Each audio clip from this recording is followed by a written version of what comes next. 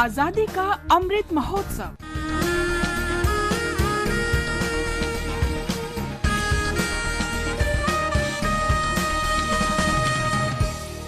आजादी का सफर आकाशवाणी के संग भारत का स्वाधीनता संघर्ष आधुनिक विश्व के महानतम संघर्षों में से एक है। आकाशवाणी से हम आपके लिए प्रतिदिन ला रहे हैं इस संघर्ष की झलक। We, the people of India.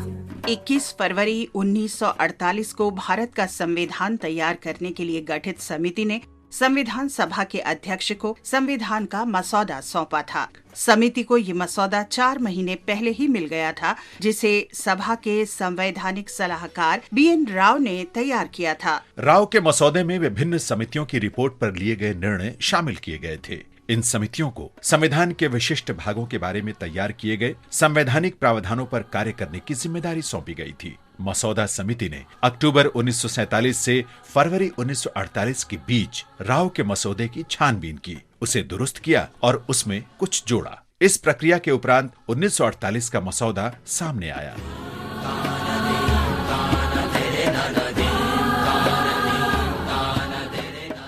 संविधान के उस मसौदे में 315 अनुच्छेद थे, जिन्हें लगभग 18 भागों और 8 अनुसूचियों में विभाजित किया गया था। उनमें सरकार की संरचना, अधिकारों और केंद्र राज्य संबंधों सहित विभिन्न विषय शामिल किए गए थे। कुछ प्रावधानों को समझने में आसानी के लिए मसौदा समिति ने दस्तावेज में पाद टिप्पणी और संक्षिप्त व्याख्या भी शामिल की।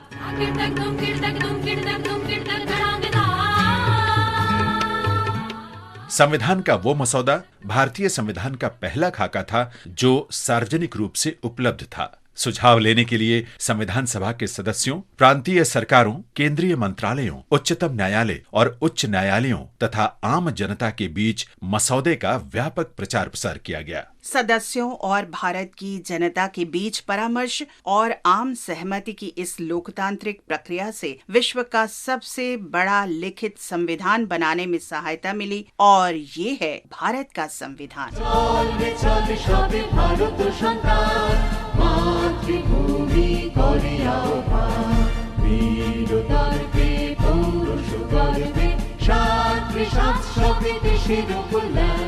हम आज स्वाधीनता सेनानी बीरेंद्र नाथ दत्त गुप्त का भी स्मरण कर रहे हैं, जो 21 फरवरी 1910 को शहीद हुए थे। बीरेंद्र नाथ का जन्म सन 1891 में तत्कालीन बंगाल के ढाका जिले में हुआ था। वे अनुशीलन समिति के सदस्य थे। 1909 के आरंभ में उन्हें बाघा जतिन ने सतीश बोस के संरक्षण में हथियारों का प्रशिक्षण लेने के लिए सुंदरबन भेजा। कलकत्ता वापस आकर बीरेंद्र नाथ ने 24 जनवरी 1910 को कलकत्ता हाई कोर्ट के गलियारे में DSP खान बहादुर शमसुल आलम को गोली मारी, जो अलीपुर बम केस में मुख्य जांच करता थे। बीरेंद्र नाथ को पुलिस ने गिरफ्तार कर लिया। 21 फरवरी 1910 को प्रेसिडेंसी जेल में बीरेंद्र नाथ को फांसी पर चढ़ा दिया गया। इस महान सपूत को शत शत नमन।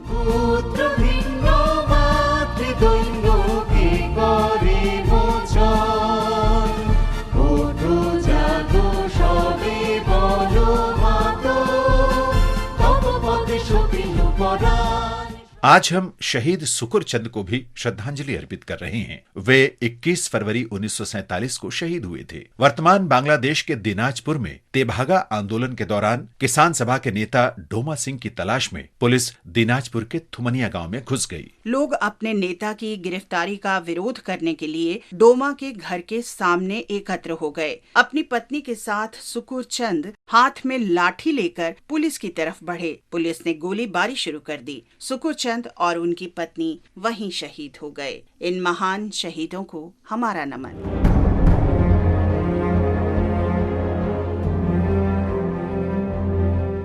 आज हम बिहार के भागलपुर जिले के स्वाधीनता सेनानी महिपाल सिंह को भी श्रद्धांजलि अर्पित कर रहे हैं। उन्होंने 1930 के सविनय अवज्ञा आंदोलन में सक्रिय रूप से भाग लिया था। 15 फरवरी 1932 को झंडा सत्याग्रह दिवस मनाने के लिए महिपाल सिंह के साथ करीब 4000 लोग तारापुर पुलिस थाने के पास एकत्र हुए। पुलिस ने भीड़ को तितर बितर होने की चेतावनी दी और अंधाधुंध गोलीबारी शुरू कर दी। महिपाल सिंह गंभीर रूप से घायल हुए और 21 फरवरी 1932 को शहीद हो गए। भारत माँ के इस महान सपूत महिपाल सिंह को शत शत नमन।